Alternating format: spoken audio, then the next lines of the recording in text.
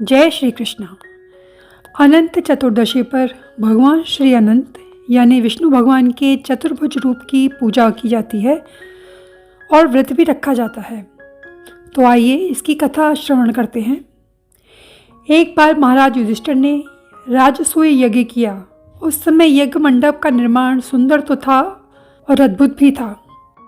वो यज्ञ मंडप इतना मनोरम था कि जल थल की भिन्नता प्रतीत ही नहीं होती थी।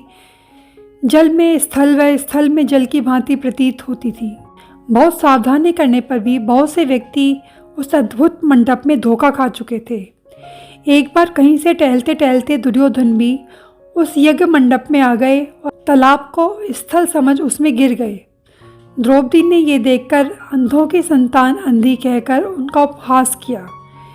इससे दुर्योधन चिढ़ गए। ये बात उनके हृदय में बाण के समान लग गई और उनके मन में द्वेष उत्पन्न हो गया और उन्होंने पांडवों से बदला लेने की ठान ली। उसने बदला लेने के लिए पांडवों को दूध कीड़ा में हराकर उस अपमान का बदला लेने की सोची। उसने पांडवों को जुए में हरा दिया। पराजित होने के बाद प्रतिज्ञा अनुसार पांडवों को 12 वर्ष के लिए वनवास भोगना पड़ा।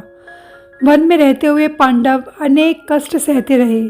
एक दिन भगवान कृष्ण जब मिलने आए तब युधिष्ठिर ने का उपाय पूछा।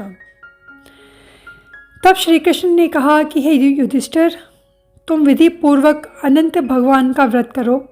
इससे तुम्हारे सारे संकट दूर हो जाएंगे और तुम्हारा खोया हुआ राज्य तुम्हें वापस प्राप्त हो जाएगा। इस संदर्भ में श्री कृष्ण ने उन्हें कथा भी सुनाई। प्राचीन काल में सुमंत नामक एक नेक और तपस्वी ब्राह्मण था। उसकी पत्नी का नाम दीक्षा था। उसकी एक परम सुंदरी धर्मपरायण तथा ज्योतिर्मयी कन्या थी जिसका नाम था सुशीला। जब सुशीला बड़ी हुई तो उसकी माता दीक्षा की मृत्यु हो गई। पत्नी के मरने के बाद सुमंत ने कर्कशा नामक स्त्री से दूसरा विवाह कर लिया। सुशीला का विवाह ब्राह्मण सुमंत ने कौंडिन्य ऋषि के साथ कर दिया और विदाई में कुछ देने की बात पर कर्कशा ने दामाद को कुछ ईंट और पत्थर के टुकड़े बांधकर दे दिए। कौंडिन्य ऋषि दुखी हो और अपनी पत्नी को लेकर आश्रम की ओर चल दिए, परंतु रास्ते में ही रात हो गई। वे नदी तट पर संध्या करने लगे। सुशीला ने देखा वहाँ पर बहुत सी स्त्रियाँ सुंदर वस्त्र धारण कर किसी देवता का पूजन कर रही थीं। सुशीला के पूछने पर उन्होंने विधि पूर्वक अनंत व्रत की महिमा बताई। सुशीला ने वहीं उस व्रत का अनुष्ठान किया और 14 गांठों वाला डोरा हाथ में बांधकर ऋषि कौंडिन्य के पास आ गई। कौंडिन्य ने सुशीला से उस डोरे के बारे में पूछा तो उसने सारी बात बता दी। उन्होंने डोरे को तोड़कर अग्नि में डाल दिया। इससे भगवान अनंत जी का अपमान हो गया। परिणामतः ऋषि कौंडिन्य दुखी रहने लगे। उनकी सारी संपत्ति नष्ट हो गई।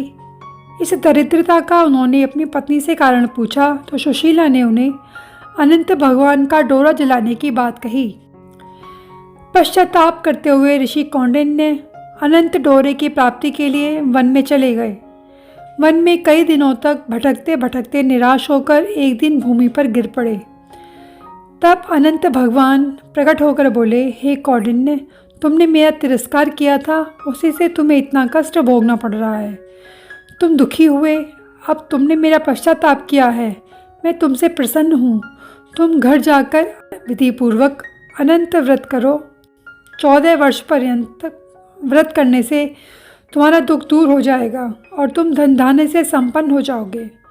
कौंडिन्य ने वैसा ही किया और सारे क्लेशों से मुक्ति मिल गई।